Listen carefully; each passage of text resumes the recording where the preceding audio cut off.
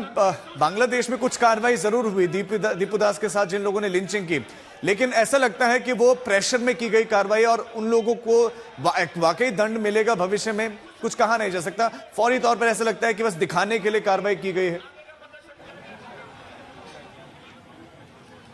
बिल्कुल एक दबाव की कार्रवाई वहां पर दिखी है और आपको बता दूं कि 2 से 3 लोगों के खिलाफ वहां पर कार्रवाई की है। और जिस तरह का भीड़ है, जिस तरह का एटीट्यूड वहां पर है, जिस तरह की खुली छूट वहां की भीड़ को दी हुई है, खासतौर पर हिंदुओं पर हमला करने की, माइनॉरिटीज को जिंदा जलाने की, तो उस पर जो सख्त रवैया सरकार की तरफ से होना चाहिए राजीव, वो दिखाई नहीं दे रहा और उसी को लेकर यहाँ पर नाराजगी भारत में दिखाई दे रही है। बजरंग दल, विश्व हिंदू परिषद, यहाँ तक कि जो मिनिस्ट्री ऑफ एक्सटर्नल अफेयर्स है उसने अपना एक स्टेटमेंट जारी करते हुए कहा कि जो मॉब लिंचिंग हुई उसको लेकर कंसर्न्स हैं भारत में, ये ठीक नहीं है और एक सही कार्रवाई उसके खिलाफ बांग्लादेश की सरकार से उसकी उम्मीद भारत करता है। लेकिन आप देख सकते हैं कि ऐसा कुछ होता हुआ दिखाई नहीं दे रहा है।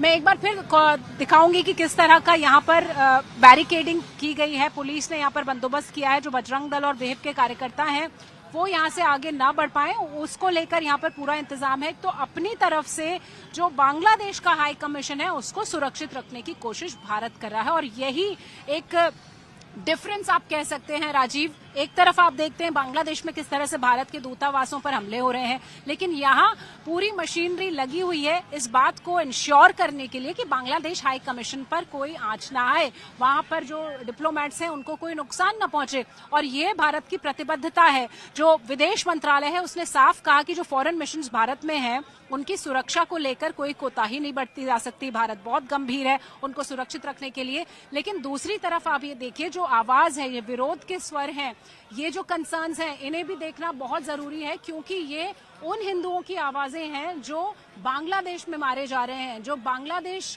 के भीतर माइनॉरिटीज के साथ हो रहा है, अल्पसंख्यकों के साथ लंबे वक्त से हो रहा है। ये उसके खिलाफ जो नाराजगी है वो अब हमें यहाँ पर दिल्ली में सड़कों पर दिखाई दे रही है। और न सिर्फ दिल्ली में राजीव, पूरे अलग अलग शहरों में, पूरे देश में इसको लेकर आज प्रदर्शन किया जा रहा है। तस्वीरें भी हम दिखा रहे थे, लेकिन यहाँ पर सुरक्षा के इंतजाम किए गए हैं।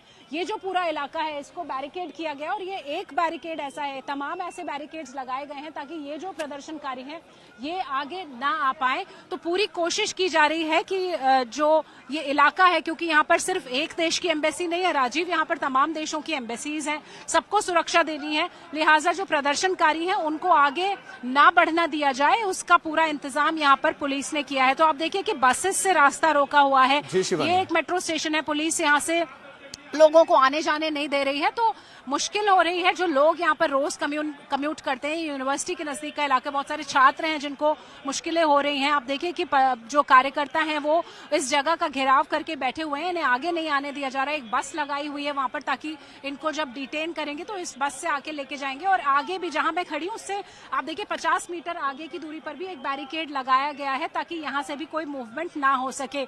तो ये पूरा जो इलाका है ये सुरक्षा के घेरे में है और पूरी तरह से यहाँ पर जो मूवमेंट है वो बाधित है और यहाँ इनको रोक लिया गया है। लेकिन जो बजरंग दल के कार्यकर्ता हैं वो अपनी जगह से हिलना नहीं चाहते, वो यहाँ पर धरने पर बैठ गए हैं और वो इस प्रदर्शन को फिलहाल कॉल ऑफ करते हुए दिखाई नहीं दे रहे हैं। राजीव, शिवानी, आप नजर बनाए रखें अपडेट्स, अभी लौटेंगे आपके पास में। इस बीच में एक बड़ी खबर मिल रही है, बांग्लादेश से बड़ी खबर आ रही है। हिंसा और उग्र प्रदर्शन के बाद अब ढाका में भारतीय दूतावास की सुरक्षा बढ़ा दी गई है। दूतावास के चारों ओर पुलिस कर्मियों की तैनाती की गई है। प्रमुख दरवाजों के बाहर बांग्लादेश की सेना बख्तरबंद गाड़ियों के साथ में तैनात की गई है। राजशाही और चिटगांव जैसे इलाकों में भारी प्रदर्शन हुए थे। ढाका में भारतीय दूतावास की सुरक्षा कड़ी कर दी गई थी। भारत विरोधी नारे तो हमने बीते कुछ समय से वहां पर देखे। और अब ढाका से हमारे संवाददाता आशुतोष मिश्रा की एक एक्सक्लूसिव रिपोर्ट आपको दिखाते हैं।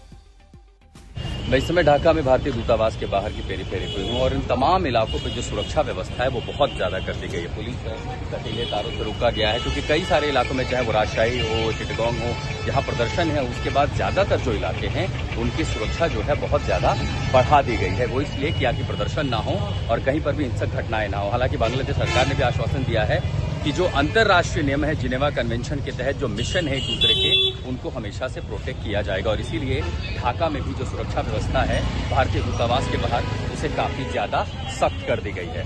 ढाका भारतीय दूतावास के बाहर मैं आशुतोष मिश्रा, आज तक।